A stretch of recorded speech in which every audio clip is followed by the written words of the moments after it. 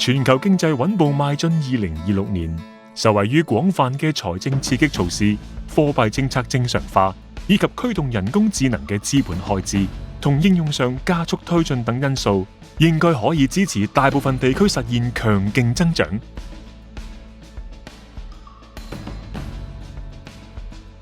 聯儲局以減息1.75%，但通脹仍高於2% 呢個目標。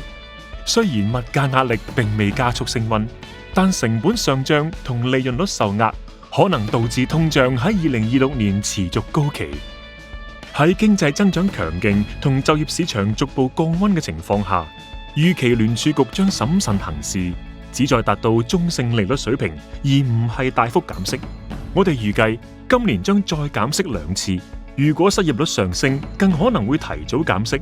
2026年嘅焦點係喺越嚟越受結構性趨勢而非短週期影響嘅經濟中，平衡穩定增長與通脹控制。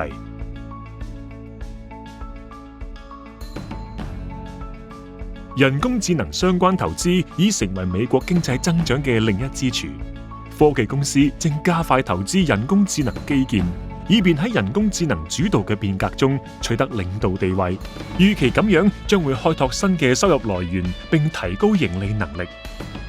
喺2025年頭3季，人工智能相關資本開支大概佔國內生產總值增長嘅 40%。如果計埋進口設備，比例就略為減少。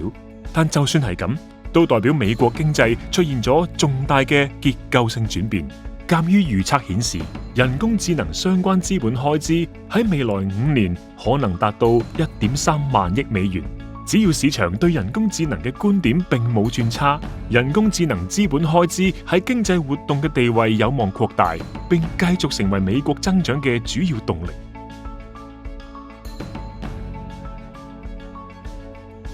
中國仍然係主要嘅催化因素，憑住科技創新同埋出口優勢，抵消內需疲弱同房地產壓力嘅影響。歐洲受惠於財政寬鬆，但面對出口競爭加劇嘅風險同溫和嘅通縮壓力。環球貨幣政策分歧令情況更為複雜。雖然聯儲局減息，但歐洲央行可能暫停減息甚至加息。日本就繼續逐步收緊政策。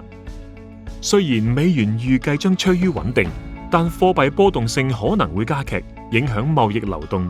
催化因素包括政策支持、供應鏈多元化同科技投資。風險就集中喺地緣政治緊張局勢、復甦步伐唔一致，同埋各地區可能出現意料之外嘅通脹情況。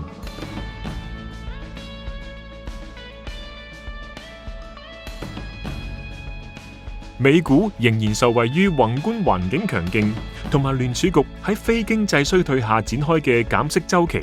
呢個環境以往一直利好風險資產。科技業應會繼續領先，但市場嚴格審視驅動人工智能嘅資本開支同估值，意味住企業係咪能夠實現盈利會成為關鍵。市場聲勢可能更為廣泛。當中金融同多元化消費品業將受惠於政策刺激措施，關鍵在於分散投資。小型股嘅估值吸引，對利率表現敏感，而環球市場好似歐洲、日本同亞洲等提供投資機會。歐洲市場嘅科技股比重有限，而且基本因素持續改善，令佢成為有效嘅分散投資工具，但盈餘將會係關鍵。日本嘅財政刺激政策支持再通脹進程，亞洲市場就以較佳估值提供科技股投資機會。台灣同韓國等市場將繼續係人工智能資本支出嘅主要受益者。儘管投資者憂慮人工智能泡沫，但基本因素保持強勁。只不過集中風險反映投資者需要喺唔同行業、地區同市值之間採取均衡策略。